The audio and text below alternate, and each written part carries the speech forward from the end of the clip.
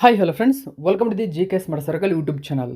ಈಗ ನಾವು ಡಿಸೆಂಬರ್ 6, 2025ನೇ ಸಾಲಿನ ಪ್ರಮುಖ ಪ್ರಚಲಿತ ಘಟನೆಗಳನ್ನು ಕುರಿತು ಚರ್ಚೆ ಮಾಡೋಣ. ನಿಮಗೆಲ್ಲ ಗೊತ್ತಿರಲಿ, ಪ್ರತಿದಿನ ನಾನು ಕನ್ನಡದ ಪ್ರಜಾವಾಣಿ ಸೇರಿದಂತೆ ಕನ್ನಡದ ಇತರ ಎಲ್ಲ ನ್ಯೂಸ್ ಪೇಪರ್ಗಳು, ಇಂಗ್ಲೀಷ್ನ ದಿ ಹಿಂದೂ ಮತ್ತು ಇಂಗ್ಲೀಷ್ನ ಇತರ ಎಲ್ಲ ನ್ಯೂಸ್ ಪೇಪರ್ಗಳ ಜೊತೆಗೆ ಕೇಂದ್ರ ಸರ್ಕಾರ ಪ್ರತಿದಿನ ಅಪ್ಡೇಟ್ ಮಾಡುವ PIB ನ್ಯೂಸ್ ಪೇಪರು, ಇತರ ಎಲ್ಲ ನ್ಯೂಸ್ ಪೇಪರ್ಗಳ ಪ್ರಮುಖ ಪ್ರಚಲಿತ ಘಟನೆಗಳನ್ನು ನಿಮ್ಮ ಮುಂದೆ ತರ್ತಾ ಇರ್ತೀನಿ. ಹಾಗಾದರೆ ಇವತ್ತಿನ ಕ್ವಶ್ಚನ್ ನಂಬರ್ 1 ಏನಿದೆ ಅಂತ ಗಮನಿಸಿ. ನೋಡಿ, ಶೂನ್ಯ ಕಮಿಷನ್ ಮತ್ತು ಪ್ರಯಾಣಿಕರಿಗೆ ಕಡಿಮೆ ದರದಲ್ಲಿ ಪ್ರಯಾಣ ಸೌಲಭ್ಯಗಳನ್ನು ಒದಗಿಸುವ ಉದ್ದೇಶದಿಂದ ಕೇಂದ್ರ ಸರ್ಕಾರವು ಜಾರಿಗೆ ತಂದಂತಹ ದೇಶದ ಮೊಟ್ಟ ಮೊದಲ ಸಹಕಾರಿ ಟ್ಯಾಕ್ಸಿ ಸೇವೆಯ ಹೆಸರೇನು? ಸರಿಯಾದಂಥ ಉತ್ತರ ಭಾರತ್ ಟ್ಯಾಕ್ಸಿ. ನೋಡಿ, ಓಲಾ, ಊಬರ್ ಏನಿದೆ ಇದರಂತೆಯೇ ಭಾರತದಲ್ಲಿ ಕೇಂದ್ರ ಸರ್ಕಾರವು ಹೊಸದಾಗಿ ಭಾರತ್ ಟ್ಯಾಕ್ಸಿ ಎಂಬತಕ್ಕಂಥ ಟ್ಯಾಕ್ಸಿ ಸೇವೆಯನ್ನು ಜಾರಿಗೆ ತಂದಿದೆ. ಇದರ ಉದ್ದೇಶವೇನು ಅಂದರೆ, ನೋಡಿ, ರಾತ್ರಿ ಸಮಯದಲ್ಲಿ ಓಲೋ, ಊಬರ್ ಆಗಿರ್ಬೋದು, ಇವು ಕಮಿಷನನ್ನು ಜಾಸ್ತಿ ಮಾಡ್ತವೆ. ನಾವು ಆರ್ಡರ್ ಮಾಡಿದಾಗ ನೈಟ್ ಟೈಮದಲ್ಲಾಗಿರ್ಬೋದು ಅಥವಾ ದೂರದ ಸ್ವಲ್ಪ ಒಂದು ಡಿಸ್ಟೆನ್ಸ್ ಏನಾದರೂ ಇದ್ದರೆ ಕಮಿಷನನ್ನು ಜಾಸ್ತಿ ಮಾಡ್ತವೆ. ಈ ಕಮಿಷನಿನ ಹಾವಳಿಯನ್ನು ತಡೆಯಲು ಮತ್ತು ಕಡಿಮೆ ದರದಲ್ಲಿ ಪ್ರಯಾಣದ ಸೌಲಭ್ಯವನ್ನು ಒದಗಿಸುವ ಉದ್ದೇಶದಿಂದಾಗಿ ಕೇಂದ್ರ ಸರ್ಕಾರ ಈ ಪ್ರಮುಖ ಟ್ಯಾಕ್ಸಿ ಸೇವೆಯನ್ನು ಜಾರಿಗೆ ತಂದಿರತಕ್ಕಂಥದ್ದು. ನೋಡಿ, ಇದು ತುಂಬಾ ಇಂಪಾರ್ಟೆಂಟ್ ಆಗುತ್ತೆ ಎಕ್ಸಾಮ್ಗೆ. ಕನ್ನಡದ ನ್ಯೂಸ್ ಪೇಪರಲ್ಲಿ ಅಂದರೆ ಪ್ರಜಾವಾಣಿಯಲ್ಲಿ ಒಂದು ಮಾಹಿತಿ ಕೊಟ್ಟಿದ್ದರು.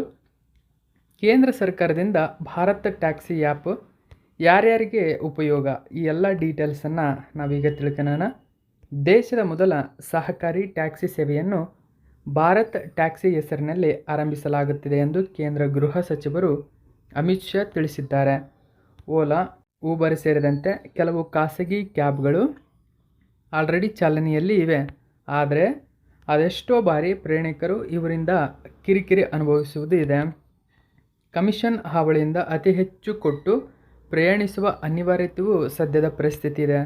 ಆ ಕಾರಣಕ್ಕಾಗಿ ಈ ಯೋಜನೆಯಿದೆ ಅಂದರೆ ಭಾರತ ಟ್ಯಾಕ್ಸಿ ಯೋಜನೆ ಚಾಲಕರಿಗೆ ಶೂನ್ಯ ಕಮಿಷನ್ ಮತ್ತು ಪ್ರಯಾಣಿಕರಿಗೆ ಕಡಿಮೆ ದರದಲ್ಲಿ ಪ್ರಯಾಣ ಸೌಲಭ್ಯವನ್ನು ಒದಗಿಸುವ ಗುರಿಯನ್ನು ಹೊಂದಿದೆ. ನವೆಂಬರ್ನಿಂದ ಸೇವೆ ಪ್ರಾರಂಭಗೊಳ್ಳಲಿದೆ ಅಂತಕ್ಕಂಥ ಮಾಹಿತಿ ತಿಳಿಸಿರ್ತಕ್ಕಂಥದ್ದು. ಹಾಗಾದರೆ ಭಾರತ್ ಟ್ಯಾಕ್ಸಿ ಆ್ಯಪನ್ನು ಸಹಕಾರ ಟ್ಯಾಕ್ಸಿ ಕೋಆಪರೇಟಿವ್ ಲಿಮಿಟೆಡ್ ನಿರ್ವಹಿಸಲಿದೆ. ನೋಡಿ, ಈ ಆ್ಯಪನ್ನು ಯಾರು ನಿರ್ವಹಿಸಲಿದ್ದಾರೆ ಎಂಬುದು ತುಂಬಾ ಇಂಪಾರ್ಟೆಂಟ್ ಆಗುತ್ತೆ. ಸಹಕಾರ ಟ್ಯಾಕ್ಸಿ ಕೋಆಪರೇಟಿವ್ ಲಿಮಿಟೆಡ್ ನಿರ್ವಹಿಸಲಿದೆ. ಇದು ಬಹುರಾಜ್ಯ ಸಹಕಾರ ಸಂಸ್ಥೆಯಾಗಿದೆ ಎಂದು ಅಮಿತ್ ಶಾ ಲೋಕಸಭೆಯಲ್ಲಿ ತಿಳಿಸಿದ್ದಾರೆ. ಸೊ ಈ ಎಲ್ಲ ಮಾಹಿತಿ ಇದಕ್ಕೆ ಸಂಬಂಧಪಟ್ಟಂತೆ ನೆನಪಿರಲಿ. ನೆಕ್ಸ್ಟ್ 2ನೇ ಕ್ವಶನ್ ಗಮನಿಸಿ.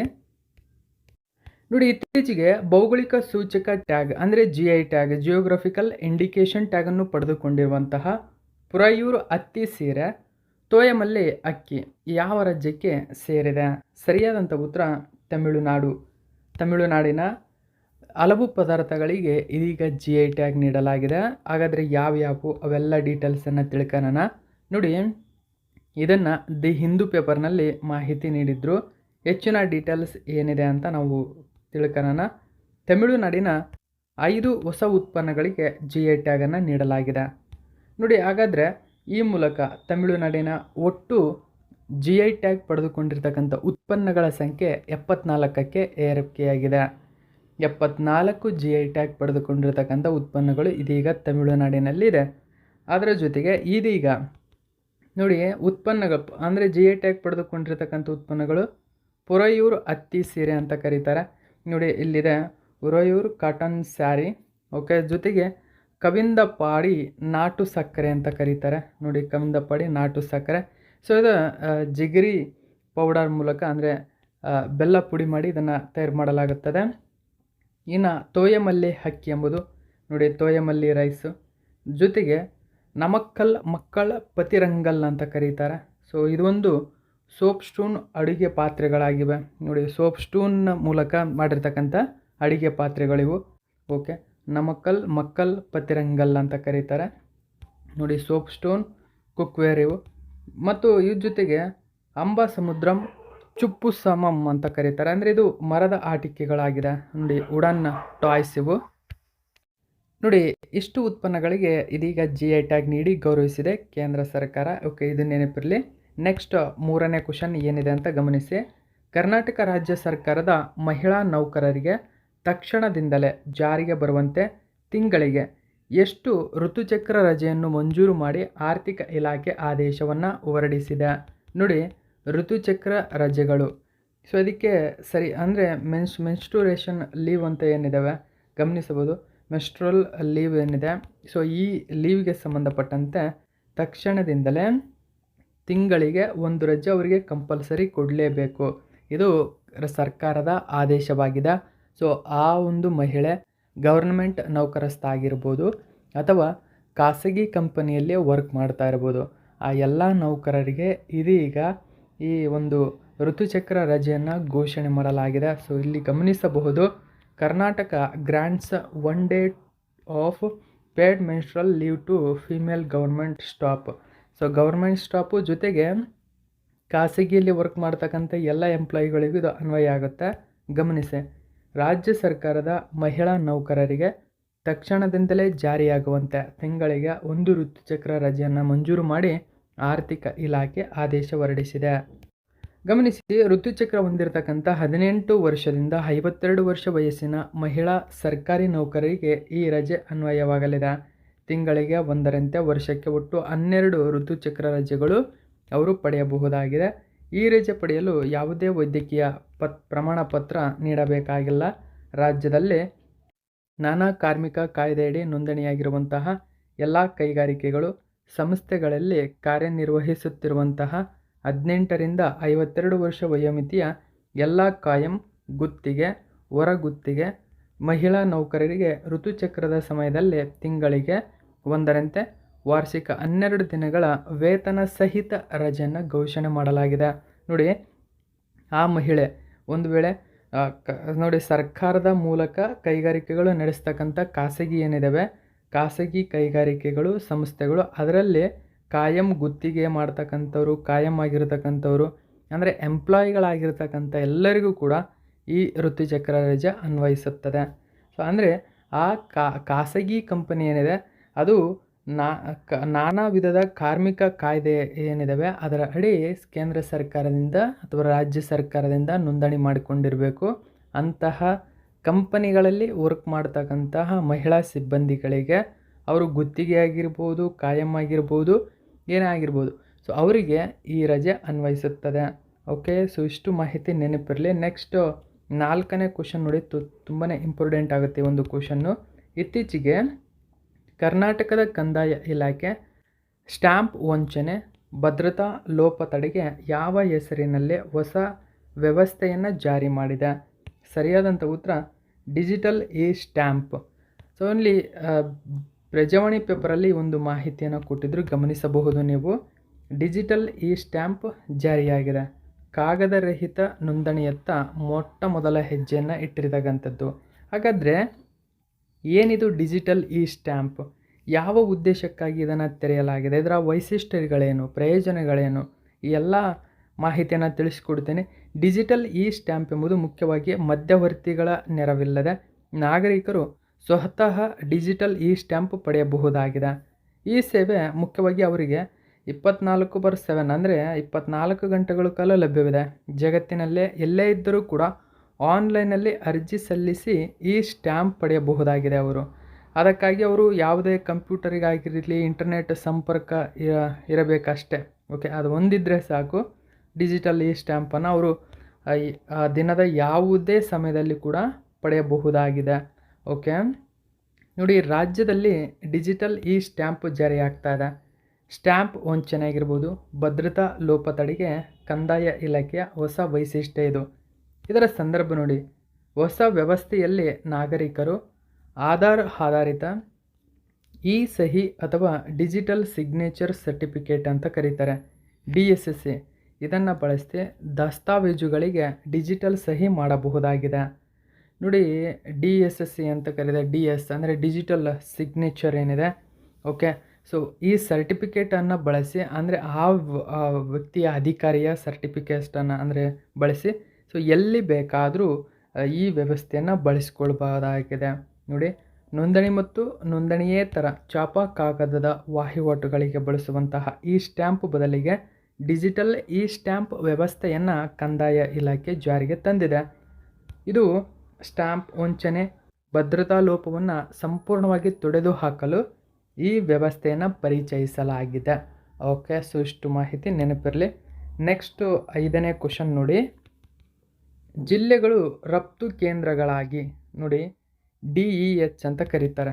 ಅಂದರೆ district as export hub initiative ಏನಿದೆ, ಈ ಉಪಕ್ರಮದ ಅಡಿಯಲ್ಲಿ ಇತ್ತೀಚೆಗೆ ಕರ್ನಾಟಕ ರಾಜ್ಯವು ಅಥವಾ ಭಾರತ ಸರ್ಕಾರ ಮತ್ತು ಕರ್ನಾಟಕ ರಾಜ್ಯ ಎರಡೂ ಜಂಟಿಯಾಗಿ ಕೆಳಗಿನ ಯಾವ ಜಿಲ್ಲೆಯನ್ನು ಜಿಲ್ಲಾ ರಫ್ತು ಕೇಂದ್ರವಾಗಿ ನೋಡಿ ಡಿಸ್ಟ್ರಿಕ್ಟ್ ಎಕ್ಸ್ಪೋರ್ಟ್ ಹಬ್ ಅಂತ ಕರೀತಾರೆ. ಮೋಸ್ಟ್ ಇಂಪಾರ್ಟೆಂಟು DEH ಅಂತ ಕರೀತಾರೆ ಇದನ್ನು. ಓಕೆ, ಡಿಸ್ಟ್ರಿಕ್ಟ್ ಎಕ್ಸ್ಪೋರ್ಟ್ ಹಬ್ ಆಗಿ ಘೋಷಣೆ ಮಾಡಲಾಗಿದೆ. ಸರಿಯಾದಂಥ ಉತ್ತರ ನಮ್ಮ ದಕ್ಷಿಣ ಕನ್ನಡ ಜಿಲ್ಲೆಯನ್ನು. ಓಕೆ, ಹಾಗಾದರೆ ಏನಿದು ಡಿಸ್ಟ್ರಿಕ್ಟ್ ಎಕ್ಸ್ಪೋರ್ಟ್ ಹಬ್, ಎಲ್ಲ ಡೀಟೇಲ್ಸನ್ನು ತಿಳ್ಕೊಳ್ಳೋಣ. PAB ನ್ಯೂಸ್ ಪೇಪರಲ್ಲಿ ಈ ಒಂದು ಮಾಹಿತಿ ಕೊಟ್ಟಿದ್ದಾರೆ ನೋಡಿ. Ministry of commerce and industry ಇದನ್ನು ಬಿಡುಗಡೆ ಮಾಡಿದೆ. Government declares Dakshina Kannada A district export hub under DEH initiative. ನೋಡಿ, DEH ಇನಿಷಿಯೇಟಿವ್ ಅಡಿಯಲ್ಲಿ ದಕ್ಷಿಣ ಕನ್ನಡವನ್ನು ಇದೀಗ ಡಿಸ್ಟ್ರಿಕ್ಟ್ ಎಕ್ಸ್ಪೋರ್ಟ್ ಹಬ್ ಅಂತ ಘೋಷಣೆ ಮಾಡಲಾಗಿದೆ. ಓಕೆ, ಈ ಒಂದು ಮಾಹಿತಿ ನ್ಯೂಸ್ ಪೇಪರಲ್ಲಿ ಕೊಟ್ಟಿದ್ದಾರೆ. ಸರ್ಕಾರವು ದಕ್ಷಿಣ ಕನ್ನಡ ಜಿಲ್ಲೆಯನ್ನು ರಫ್ತು ಕೇಂದ್ರಗಳ ಉಪಕ್ರಮದ ಅಡಿಯಲ್ಲಿ ಜಿಲ್ಲಾ ರಫ್ತು ಕೇಂದ್ರವಾಗಿ ಗೊತ್ತುಪಡಿಸಿದೆ. ಇದರಲ್ಲಿ ಮುಖ್ಯವಾಗಿ ಸಮುದ್ರ ಆಹಾರ ಮತ್ತು ಗೋಡಂಬಿಯನ್ನು ಸಂಭಾವ್ಯ ರಫ್ತು ಉತ್ಪನ್ನಗಳಾಗಿ ಸೇರ್ಪಡೆಗೊಳಿಸಲಾಗಿದೆ. ನೋಡಿ, ಹಾಗಾದರೆ DEH ಉಪಕ್ರಮದ ಅಡಿಯಲ್ಲಿ ಜಿಲ್ಲಾ ರಫ್ತು ಕೇಂದ್ರವಾಗಿರ್ತಕ್ಕಂಥ ದಕ್ಷಿಣ ಕನ್ನಡ ಯಾವುದಕ್ಕೆ ಫೇಮಸ್ಸು ಅಂದರೆ ಸಮುದ್ರದ ಆಹಾರಗಳು, ಅಂದರೆ ಸೀಗಡಿ, ಮೀನು, ಏಡಿ ಈ ಥರದವು, ಜೊತೆಗೆ ಗೋಡಂಬಿ ಇವುಗಳ ಹೆಚ್ಚಿನ ಬೆಳೆಯುತ್ತದೆ ಇಲ್ಲಿ. ಆ ಕಾರಣಕ್ಕಾಗಿ ಇವುಗಳಿಗೆ ಮುಖ್ಯವಾಗಿ ಒಂದು ನೆಲೆಯನ್ನು ಕಲ್ಪಿಸಲಾಗಿದೆ. ಈ ಗುರುತಿಸುವಿಕೆಯು ಆ ಜಿಲ್ಲೆಯ ಬಲವಾದ ರಫ್ತು ಸಾಮರ್ಥ್ಯವನ್ನು ಒತ್ತಿ ಹೇಳುತ್ತದೆ. ಅಂದರೆ ಆ ಜಿಲ್ಲೆಯಿಂದ ಅತಿ ಹೆಚ್ಚು ರಫ್ತಾಗ್ತಾ ಇದೆ ಈ ಉತ್ಪನ್ನಗಳು ಅಂತ. ದೇಶದಾದ್ಯಂತ ಸಮತೋಲಿತ ಮತ್ತು ಸುಸ್ಥಿರ ಆರ್ಥಿಕ ಬೆಳವಣಿಗೆಯನ್ನು ಉತ್ತೇಜಿಸಲು ನಡೆಯುತ್ತಿರತಕ್ಕಂಥ ಪ್ರಯತ್ನಗಳೊಂದಿಗೆ ಹೊಂದಿಕೆಯಾಗುತ್ತದೆ ಈ ಒಂದು ದಕ್ಷಿಣ ಕನ್ನಡವನ್ನು ಇದೀಗ ಜಿಲ್ಲಾ ರಫ್ತು ಕೇಂದ್ರವಾಗಿ ಘೋಷಣೆ ಮಾಡಲಾಗಿದೆ. ಸೊ ಮೋಸ್ಟ್ ಇಂಪಾರ್ಟೆಂಟ್ ಕ್ವಶನ್ನು ನೆನಪಿರಲಿ. ನೆಕ್ಸ್ಟ್ 6ನೇ ಕ್ವಶನ್ ಗಮನಿಸಿ. ಇತ್ತೀಚೆಗೆ ಕರ್ನಾಟಕ ಸರ್ಕಾರವು ಅನ್ನಭಾಗ್ಯ ಯೋಜನೆಯ ಅಡಿಯಲ್ಲಿ ಹೆಚ್ಚುವರಿ 5 ಕಿಲೋಮೀಟರ್ ಅಕ್ಕಿಯ ಬದಲು ಕೆಳಗಿನ ಯಾವ ರೀತಿಯ ಆಹಾರ ಕಿಟ್ ವಿತರಿಸಲು ಆಹಾರ ಇಲಾಖೆಯ ಅಧಿಕಾರಿಗಳಿಗೆ ಮುಖ್ಯಮಂತ್ರಿ ಸೂಚನೆ ನೀಡಿದ್ದಾರೆ. ನೋಡಿ, ಅನ್ನಭಾಗ್ಯ ಯೋಜನೆಯಡಿ ಆಲ್ರೆಡಿ ಕೇಂದ್ರ ಸರ್ಕಾರ ಇಂತಿಷ್ಟು ಅಕ್ಕಿಯನ್ನು ಕೊಡ್ತಾ ಇದೆ, ರಾಜ್ಯ ಸರ್ಕಾರ ಇಂತಿಷ್ಟು ಅಕ್ಕಿಯನ್ನು ಕೊಡ್ತಾ ಇತ್ತು. ಸೊ ಇದೀಗ ಸಿದ್ದರಾಮಯ್ಯವರ ಸರ್ಕಾರ ನೂತನವಾಗಿ ಮತ್ತು ಅಂದರೆ ಎಲೆಕ್ಷನ್ ಟೈಮಲ್ಲಿ 5 kg ಹೆಚ್ಚುವರಿ ಅಕ್ಕಿಯನ್ನು ಕೊಡಲು ಅನ್ನಭಾಗ್ಯ ಯೋಜನೆಯನ್ನು ಜಾರಿಗೆ ತಂದಿತ್ತು. ಈ ಅನ್ನಭಾಗ್ಯ ಯೋಜನೆ ಅಡಿಯಲ್ಲಿ ಇದೀಗ 5 kg ಅಕ್ಕಿಯ ಬದಲು ಆಹಾರ ಕಿಟ್ ವಿತರಿಸಲು ಯೋಜನೆ ಹಾಕಿಕೊಂಡಿದೆ. ಯಾವ ರೀತಿಯ ಆಹಾರ ಕಿಟ್ ಕೊಡಲು ಯೋಜನೆ ರೂಪಿಕೊಂಡಿದೆ ಅಂತ ಕೇಳಿದ್ರೆ ಇಂದಿರಾ ಆಹಾರ ಕಿಟ್. ಸೊ ಮೋಸ್ಟ್ ಇಂಪಾರ್ಟೆಂಟ್ ಆಗುತ್ತೆ, ಇದನ್ನು ಗಮನಿಸಬೇಕು ನೀವು. ಇಂದಿರಾ ಆಹಾರ ಕಿಟ್, ಹಾಗಾದರೆ ಇಂದಿರಾ ಅಂತ ಕರೀತಾರೆ, ಇಂದಿರಾ. ಓಕೆ, ಸೊ INDIRA ಇದರ ಫುಲ್ ಫಾರ್ಮ್ ಇದೆ. ಇಂದಿರಾ ಅಂದರೆ ಅದರಲ್ಲಿ, ಹಾಗಾದರೆ ಈ ಅಕ್ಕಿಯ ಬದಲು ಬೇರೆ ರೀತಿಯ ನ್ಯೂಟ್ರಿಷನ್ ಆಹಾರವನ್ನು ಇಲ್ಲಿ ಕೊಡ್ತಾರ. ಹಾಗಾದರೆ ಏನಿದು ಇಂದಿರಾ, ಇದರ ಫುಲ್ ಫಾರ್ಮ್ ಏನಿದೆ ಎಲ್ಲ ಡೀಟೇಲ್ಸನ್ನು ತಿಳ್ಕೊಳ್ಳೋಣ. ನೋಡಿ, Karnataka QR codes at fair prices shops to facilitate Indira kits. So ನೋಡಿ, ಇಂದಿರಾ ಕಿಟ್ಸ್ ಏನಿದೆ ಇದರ ಡಿಸ್ಟ್ರಿಬ್ಯೂಷನ್ಗಾಗಿ QR ಕೋಡನ್ನು ಜಾರಿಗೆ ತಂದಿದೆ. ಓಕೆ, ಕೊಂಡ್ಕೊಳ್ತಕ್ಕಂಥ ಶಾಪ್ಗಳಲ್ಲಿ ನೀವು QR ಕೋಡನ್ನು ಸ್ಕ್ಯಾನ್ ಮಾಡಿ ಈ ಇಂದಿರಾ ಕಿಟ್ಟನ್ನು ಪಡೆದುಕೊಳ್ಳಬಹುದಾಗಿದೆ. ಸೊ ಕರ್ನಾಟಕ ಸರ್ಕಾರ ಈ ನೂತನ ಯೋಜನೆಯನ್ನು ಜಾರಿಗೆ ತಂದಿದೆ. ಸೊ ಆಲ್ರೆಡಿ ಎಲ್ಲ ನ್ಯೂಸ್ ಪೇಪರ್ಗಳಲ್ಲೂ ಈ ಒಂದು ಮಾಹಿತಿ ಬಂದಿದೆ. ನೋಡಿ, ಎಲ್ಲ ನ್ಯಾಯಬೆಲೆ ಅಂಗಡಿಗಳಲ್ಲಿಯೂ QR ಕೋಡ್ ಸ್ಕ್ಯಾನ್ ಮಾಡಬಹುದಾಗಿರ್ತಕ್ಕಂಥ ತಂತ್ರಾಂಶ ಅಳವಡಿಸಿ ಅದರ ಆಧಾರದಲ್ಲಿ ಪಡಿತರ ಚೀಟಿದಾರರಿಗೆ ಇಂದಿರಾ ಆಹಾರ ಕಿಟ್ ವಿತರಿಸಲು ಕ್ರಮ ತೆಗೆದುಕೊಳ್ಳಬೇಕು ಎಂದು ಆಹಾರ ಇಲಾಖೆಯ ಅಧಿಕಾರಿಗಳಿಗೆ ಮುಖ್ಯಮಂತ್ರಿಗಳು ಸೂಚನೆ ನೀಡಿದ್ದಾರೆ. ಹಾಗಾದರೆ ಅನ್ನಭಾಗ್ಯ ಯೋಜನೆಯ ಅಡಿಯಲ್ಲಿ ಹೆಚ್ಚುವರಿ 5 kg ಅಕ್ಕಿಯ ಬದಲು ಇಂದಿರಾ, ನೋಡಿ ಇಂದಿರಾ ಫುಲ್ ಫಾರ್ಮ್ ಏನಂದರೆ integrated nutrition and dietary initiative for developing Annabhagya beneficiaries ಅಂತ ಕರೀತಾರೆ. Revitalisation Annabhagya beneficiaries. So Annabhagya ಫಲಾನುಭವಿಗಳನ್ನು ಪುನರುಜ್ಜೀವನಗೊಳಿಸುವ ಸಮಗ್ರ ಪೋಷಣೆ ಮತ್ತು ಆಹಾರ ಉಪಕ್ರಮ ಇದಾಗಿದೆ. ನೋಡಿ ಇಂದಿರದ ಫುಲ್ ಫಾರ್ಮ್ ಏನಿದೆ ಅಂತ ಇಲ್ಲಿ ಕೊಟ್ಟಿದ್ದೇನೆ. ಈ ಇಂದಿರಾ ಆಹಾರ ಕಿಟ್ ಯೋಜನೆಯ ಅನುಷ್ಠಾನದ ಕುರಿತು ಮುಖ್ಯಮಂತ್ರಿ ಇಲ್ಲಿ ಸಭೆ ನಡೆಸಿದ್ದಾರೆ. ಓಕೆ, ಕಿಟ್ನಲ್ಲಿ ಉತ್ತಮ ಗುಣಮಟ್ಟದ ಆಹಾರ ಸಾಮಗ್ರಿಗಳನ್ನು ಪೂರೈಸಬೇಕು, ಗುಣಮಟ್ಟದಲ್ಲಿ ರಾಜಿ ಆಗಿರಬಾರದು, ಅಳತೆಯಲ್ಲಿ ಹೆಚ್ಚು ಕಡಿಮೆ ಆಗದಂತೆಯೂ ಎಚ್ಚರಿಕೆ ವಹಿಸಬೇಕು ಎಂದು ಮಾಹಿತಿ ನೀಡಿದ್ದಾರೆ. ಓಕೆ, ಈಗ ನೆಕ್ಸ್ಟ್ ಕ್ವಶನ್ ನೋಡೋಣ. ಚೆಸ್ ಇತಿಹಾಸದಲ್ಲೇ ಫಿಡೆ ರೇಟಿಂಗ್ ಪಡೆದ ಅತಿ ಕಿರಿಯ ಆಟಗಾರ ಎಂಬ ದಾಖಲೆಗೆ ಭಾರತದ ಕೆಳಗಿನ ಯಾವ ಆಟಗಾರ ಪಾತ್ರರಾಗಿದ್ದಾರೆ? ನೋಡಿ, ಸರಿಯಾಗಿರ್ತಕ್ಕಂಥ ಉತ್ತರ ಆಪ್ಷನ್ ನಂಬರ್ 2 ಸರಿಯಾಗಿದೆ, ಸರ್ವಜ್ಞ ಸಿಂಗ್ ಕುಶ್ವಾಹಾ. ಹಾಗಾದರೆ ಯಾವ ರಾಜ್ಯದವರು ಇವರು ಸರ್ವಜ್ಞ ಸಿಂಗ್ ಕುಶ್ವಾಹಾ? ಎಲ್ಲ ಡೀಟೇಲ್ಸನ್ನು ನೋಡೋಣ. ನೋಡಿ, ಕನ್ನಡದ ನ್ಯೂಸ್ ಪೇಪರಲ್ಲಿ ಒಂದು ಮಾಹಿತಿ ಕೊಟ್ಟಿದ್ದಾರೆ. 3 ವರ್ಷದ ಕುಶ್ವಾಹಾ ಅತಿ ಕಿರಿಯ ಫಿಡೆ ಚೆಸ್ ಆಟಗಾರ ಎಂಬ ಹೆಗ್ಗಳಿಕೆಗೆ ಪಾತ್ರವಾಗಿದ್ದಾರೆ. ಓಕೆ, ನೋಡಿ 3 ವರ್ಷದ ಬಾಲಕನೊಬ್ಬ ಭಾರತೀಯ ಚದುರಂಗದಲ್ಲಿ ಹೊಸ ಇತಿಹಾಸ ಸೃಷ್ಟಿಸಿದ್ದಾರೆ. ಮಧ್ಯಪ್ರದೇಶದ ಸಾಗರ ಜಿಲ್ಲೆಯವರಾದ ಇವರು ಸಾಗರ್ ಸಿಂಗ್ ಕುಶ್ವಾಹಾ ಎಂಬ 3 ವರ್ಷದ ಮಗು ಕೇವಲ ಅವರಿಗೆ 3 ವರ್ಷ 7 ತಿಂಗಳು ಮತ್ತು 20 ದಿನ ವಯಸ್ಸಿನಲ್ಲಿ ಅಧಿಕೃತ ಫಿಡೆ ರೇಟಿಂಗ್ ಪಡೆದ ಅತಿ ಕಿರಿಯ ಆಟಗಾರ ಎಂಬ ಹೆಗ್ಗಳಿಕೆಗೆ ಪಾತ್ರವಾಗಿದ್ದಾರೆ. ನೋಡಿ, ಇದೀಗ ಫಿಡೆ ರೇಟಿಂಗ್ ಪಡೆದ ವಿಶ್ವದ ಅತಿ ಕಿರಿಯ ಆಟಗಾರ ಯಾರು ಅಂತ ಕೇಳಿದರೆ ಅದು ನಮ್ಮ ದೇಶದ ಮಧ್ಯಪ್ರದೇಶ ರಾಜ್ಯದ ಸರ್ವಜ್ಞ ಸಿಂಗ್ ಕುಶ್ವಾಹಾ ಎಂಬುದು ನೆನಪಿರಬೇಕು. ಈ ಸಾಧನೆ ಮೂಲಕ ಪಶ್ಚಿಮ ಬಂಗಾಳದ ಅನೀಶ್ ಸರ್ಕಾರ್ ಅವರ ಹಿಂದಿನ ದಾಖಲೆಯನ್ನು ಇವರು ಮುರಿದಿದ್ದಾರೆ. 1572 ರೇಟಿಂಗ್ನೊಂದಿಗೆ ವಿಶ್ವ ಚದುರಂಗ ಶ್ರೇಯಾಂಕದಲ್ಲಿ ಸ್ಥಾನ ಪಡೆದಿದ್ದಾರೆ. ಇದು ಅವನನ್ನು ಪ್ರತಿಭಾವಂತ ಆಟಗಾರನನ್ನಾಗಿ ಗುರುತಿಸುತ್ತದೆ. ನೋಡಿ, ಫಿಡೆ ರೇಟಿಂಗ್ ಪಡೆಯಲು ಒಬ್ಬ ಆಟಗಾರ ಕನಿಷ್ಠ ಒಬ್ಬ ಅಂತಾರಾಷ್ಟ್ರೀಯ ರೇಟಿಂಗ್ ಹೊಂದಿರುವ ಆಟಗಾರನನ್ನು ಸೋಲಿಸಬೇಕಾಗುತ್ತೆ. ಸರ್ವಜ್ಞ ಭೂಪಾಲ್ ಮುಖ್ಯವಾಗಿ ಮಂಗಳೂರು ಮತ್ತು ಇತರ ಸ್ಥಳಗಳಲ್ಲಿ ನಡೆದ ಪಂದ್ಯಾವಳಿಗಳಲ್ಲಿ 3 ರೇಟಿಂಗ್ ಹೊಂದಿರುವಂತಹ ಆಟಗಾರರನ್ನು ಸೋಲಿಸಿ ಈ ಸಾಧನೆಯನ್ನು ಮಾಡಿದ್ದಾರೆ. ಓಕೆ, ನೆಕ್ಸ್ಟ್ 8ನೇ ಕ್ವಶನ್ ಗಮನಿಸಿ.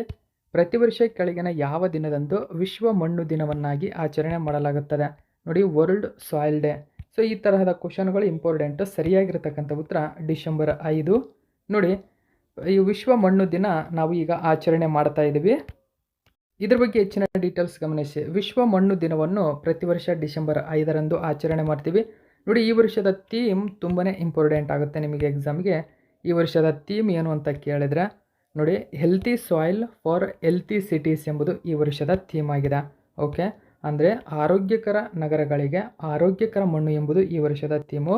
ಇದು ನಗರ ಮಣ್ಣಿನ ಪ್ರಾಮುಖ್ಯತೆ ಮತ್ತು ತ್ವರಿತ ನಗರೀಕರಣ, ಮಣ್ಣಿನ ಮುಚ್ಚುವಿಕೆ, ಮಾಲಿನ್ಯ ಮತ್ತು ಸಾವಯವ ವಸ್ತುಗಳ ನಷ್ಟದಿಂದ ಎದುರಿಸುತ್ತಿರುವ ನಗರದ ಮಣ್ಣಿನ ಒತ್ತಡವನ್ನು ಇದು ಎತ್ತಿ ತೋರಿಸಿದೆ. ಮುಖ್ಯವಾಗಿ ಅಂತಾರಾಷ್ಟ್ರೀಯ ಮಣ್ಣು ವಿಜ್ಞಾನ ಒಕ್ಕೂಟ ಅಂತ ಕರೀತಾರೆ, IUSS ಈ ದಿನವನ್ನು ಸ್ಥಾಪಿಸಿದೆ. 2013ರಲ್ಲಿ FAO ಇದನ್ನು ಅನುಮೋದಿಸಿದಾಗ ಔಪಚಾರಿಕ ಮನ್ನಣೆಯನ್ನು ಈ ದಿನ ಪಡೆದುಕೊಳ್ತು. ನಂತರ ಅದೇ ವರ್ಷ ವಿಶ್ವಸಂಸ್ಥೆಯ ಸಾಮಾನ್ಯ ಸಭೆ ಈ ದಿನವನ್ನು ವಿಶ್ವದಾದ್ಯಂತ ನಡೆಸಬೇಕು ಎಂದು ಅಳವಡಿಸಿಕೊಳ್ತು. ಹಾಗಾದರೆ FAO ಮುಖ್ಯವಾಗಿ ಮಣ್ಣಿನ ದಿನಕ್ಕೆ ಸಂಬಂಧಪಟ್ಟಂತೆ 2 ಅತ್ಯಂತ ಪ್ರಮುಖ ಪ್ರಶಸ್ತಿಗಳನ್ನು ಕೊಡುತ್ತೆ. ಒಂದನೇದಾಗಿ ಕಿಂಗ್ ಭೂಮಿಬುಲ್ ವಿಶ್ವ ಮಣ್ಣು ಪ್ರಶಸ್ತಿ, ಎರಡನೇದಾಗಿ ಗ್ಲಿಂಕಾ ವಿಶ್ವ ಮಣ್ಣಿನ ಪ್ರಶಸ್ತಿ. ನೋಡಿ, 2 ಪ್ರಶಸ್ತಿಗಳು ತುಂಬ ಇಂಪಾರ್ಟೆಂಟು, ನೆನಪಿರಲಿ. ನೆಕ್ಸ್ಟ್ ನೋಡಿ, ಮಣ್ಣಿನ ಆರೋಗ್ಯ ಕಾರ್ಡ್. ನೋಡಿ, ಇದು ಮಣ್ಣಿನ ಆರೋಗ್ಯ ಕಾರ್ಡ್ ಭಾರತ ಸರ್ಕಾರ ಜಾರಿಗೆ ತಂದಿದೆ. ರೈತರು ಮಣ್ಣಿನ ಆರೋಗ್ಯದ ಮುಖ್ಯವಾಗಿ ಅರ್ಥ ಮಾಡಿಕೊಳ್ಳಲು, ಅಂದರೆ ಮಣ್ಣಿನ ಪೋಷಕಾಂಶಗಳನ್ನು ತಿಳಿದುಕೊಂಡು ಆ ಮಣ್ಣಿಗೆ ಯಾವ ಯಾವ ಬೆಳೆಗಳು ಸೂಕ್ತ ಎಂಬುದನ್ನು ಇದರ ಮೂಲಕ ತಿಳಿದುಕೊಳ್ಳಬಹುದು. ಸೊ ಈ ಒಂದು ಪ್ರಮುಖ ಯೋಜನೆಯನ್ನು ಕೃಷಿ ಮತ್ತು ರೈತರ ಕಲ್ಯಾಣ ಸಚಿವಾಲಯ ಡಿಸೆಂಬರ್ 5, 2015ರಂದು ಯೋಜನೆಯನ್ನು ಪರಿಚಯಿಸಿದೆ. ಓಕೆ, ನೆಕ್ಸ್ಟು 9ನೇ ಕ್ವಶನ್ ನೋಡಿ. ಕೆಳಗಿನ ಯಾವ ಸಾಹಿತಿ ಬರೆದಿರುವ grandpa's bag of stories ಕೃತಿಗೆ ಪ್ರತಿಷ್ಠಿತ 19ನೇ ಕ್ರಾಸ್ ವರ್ಡ್ ಬುಕ್ ಅವಾರ್ಡ್ ದೊರೆತಿದೆ? ಸರಿಯಾದಂಥ ಉತ್ತರ ಸುಧಾಮೂರ್ತಿ. ಆಪ್ಷನ್ ನಂಬರ್ 1 ಸರಿಯಾಗಿದೆ. ಸುಧಾಮೂರ್ತಿಗೆ ಕ್ರಾಸ್ವರ್ಡ್ ಪ್ರಶಸ್ತಿ ಲಭಿಸಿರತಕ್ಕಂಥದ್ದು. ಓಕೆ, ನೋಡಿ, ಜನಪ್ರಿಯ ಮಕ್ಕಳ ಸಾಹಿತಿ ಮತ್ತು IT ಉದ್ಯಮಿ ಸುಧಾಮೂರ್ತಿಯವರ grandpa's bag of stories ಎಂಬತಕ್ಕಂಥ ಕೃತಿಗೆ 19ನೇ ಆವೃತ್ತಿಯ ಕ್ರಾಸ್ ವರ್ಡ್ ಬುಕ್ ಅವಾರ್ಡ್ ದೊರೆತಿದೆ. ಲೇಖಕ ರುಚಿರ್ ಜೋಶಿಯ ಗ್ರೇಟ್ ಈಸ್ಟರ್ನ್ ಹೋಟೆಲ್, ಪ್ರಜುಕ್ತಾ ಕೂಲಿಯ too good to be true, Mohar Basu ಅವರು ಬರೆದಿರತಕ್ಕಂಥ ಶಾರುಖ್ ಖಾನ್ ಅವರ ಜೀವನ ಚರಿತ್ರೆ ಅಥವಾ ಆಟೋಬಯೋಗ್ರಫಿಗೆ ಈ ಪ್ರತಿಷ್ಠಿತ ಪ್ರಶಸ್ತಿ ಕೂಡ ಲಭಿಸಿರತಕ್ಕಂಥದ್ದನ್ನು ಗಮನಿಸಬೇಕು. ಇವೆಲ್ಲವೂ ಕೂಡ ನೆನಪಿರಲಿ ನಿಮಗೆ. 10ನೇ ಕ್ವಶನ್ ನೋಡಿ, ಪ್ರತಿ ವರ್ಷ ಕೆಳಗಿನ ಯಾವ ದಿನದಂದು ಅಂತಾರಾಷ್ಟ್ರೀಯ ಸ್ವಯಂ ಸೇವಕರ ದಿನ, ನೋಡಿ IVD ಅಂತ ಕರೀತಾರೆ, ಇಂಟರ್ನ್ಯಾಷನಲ್ ವಾಲಂಟಿಯರ್ ಡೇಯನ್ನು ಆಚರಣೆ ಮಾಡ್ತೀವಿ? ಮೋಸ್ಟ್ ಇಂಪಾರ್ಟೆಂಟು ಡಿಸೆಂಬರ್ 5 ಇದಕ್ಕೆ ಸರಿಯಾಗಿರ್ತಕ್ಕಂಥ ಉತ್ತರ. ಅಂತಾರಾಷ್ಟ್ರೀಯ ಸ್ವಯಂ ಸೇವಕರ ದಿನದ ಥೀಮ್ ಏನು ಅಂತಲೂ ಕೂಡ ಕೇಳುತ್ತಾರೆ, ಇಂಟರ್ನ್ಯಾಷನಲ್ ವಾಲಂಟಿಯರ್ ಡೇ 2025. ಹಾಗಾದರೆ ಸ್ವಯಂ ಸೇವಕರನ್ನು ಗಮನಿಸಬಹುದು ನೀವು. ಡಿಸೆಂಬರ್ 5ರಂದು ಪ್ರಪಂಚವು ಅಂತಾರಾಷ್ಟ್ರೀಯ ಸ್ವಯಂ ಸೇವಕರ ದಿನವನ್ನಾಗಿ ಆಚರಣೆ ಮಾಡುತ್ತದೆ. ಇದು ಸ್ವಯಂ ಸೇವನೆಯ ಪರಿವರ್ತಕ ಶಕ್ತಿಯನ್ನು ಎತ್ತಿ ತೋರಿಸುತ್ತದೆ. ಈ ವರ್ಷದ ಥೀಮ್ ನೋಡಿ, ಇಂಪಾರ್ಟೆಂಟು, ಎವರಿ ಕಾಂಟ್ರಿಬ್ಯೂಷನ್ ಮ್ಯಾಟರ್ಸ್ ಎಂಬುದು, ಪ್ರತಿಯೊಂದು ಕೊಡುಗೆಯು ಮುಖ್ಯ ಎಂಬುದು ಈ ವರ್ಷದ ಥೀಮ್ ಆಗಿದೆ. ಓಕೆ, ಜಾಗತಿಕವಾಗಿ ಈ ಥೀಮ್ ನೆನಪಿರಲಿ. ಜೊತೆಗೆ ನೋಡಿ, ವಿಶ್ವಸಂಸ್ಥೆ 2026 international year of volunteer for sustainable development ಅಂತ ಘೋಷಣೆ ಮಾಡಿದೆ. ಸುಸ್ಥಿರ ಅಭಿವೃದ್ಧಿಗಾಗಿ ಸ್ವಯಂ ಸೇವಕರ ಅಂತಾರಾಷ್ಟ್ರೀಯ ವರ್ಷವೆಂದು ಘೋಷಣೆ ಮಾಡಿದೆ. ನೋಡಿ, ಇದು ನೆನಪಿರಬೇಕು. 2026ನೇ ವರ್ಷವನ್ನು ಸುಸ್ಥಿರ ಅಭಿವೃದ್ಧಿಗಾಗಿ ಸ್ವಯಂ ಸೇವಕರ ಅಂತಾರಾಷ್ಟ್ರೀಯ ವರ್ಷವೆಂದು ಘೋಷಣೆ ಮಾಡಲಾಗಿದೆ. ಓಕೆ, ಸೊ ಇಷ್ಟು ಇವತ್ತಿನ ಪ್ರಮುಖ ಪ್ರಚಲಿತ ಘಟನೆ. ಇವತ್ತಿನ ಪ್ರಶ್ನೆಗಳು ನಿಮಗಾಗಿ. ಸೊ ಪ್ರತಿಯೊಬ್ಬರು ಇದಕ್ಕೆ ಆನ್ಸರ್ ಮಾಡಬೇಕು. ಒಂದೇ ನೋಡಿ, healthy soils for healthy cities ಎಂಬುದು ಕೆಳಗಿನ ಯಾವ ದಿನದ ಅಥವಾ ಯಾವ ದಿನದ ಥೀಮ್ ಆಗಿದೆ ತಿಳಿಸಿ. ಎರಡನೇದಾಗಿ ಇನ್ನು ನೋಡಿ, ಕಿಂಗ್ ಭೂಮಿಬಿಲ್ ವಿಶ್ವ ಮಣ್ಣು ದಿನ ಪ್ರಶಸ್ತಿಯನ್ನು ಯಾವ ಸಂಸ್ಥೆ ಪ್ರತಿ ವರ್ಷ ನೀಡುತ್ತದೆ? ಸೊ ಎರಡಕ್ಕೂ ಕೂಡ ಪ್ರತಿಯೊಬ್ಬರು ಆನ್ಸರ್ ಮಾಡ್ತೀರಾ ಅಂದ್ಕೊಂಡಿದ್ದೀನಿ. ಸೊ ಆನ್ಸರ್ ಮಾಡಿ. ಇದು ಇವತ್ತಿನ ಪ್ರಮುಖ ಪ್ರಚಲಿತ ಘಟನೆ. ಇದೇ ತರಹದ ಮಾಹಿತಿಯೊಂದಿಗೆ ಮತ್ತೆ ನಿಮ್ಮನ್ನು ಭೇಟಿ ಆಗ್ತೀನಿ. Thank you so much for watching my video friends.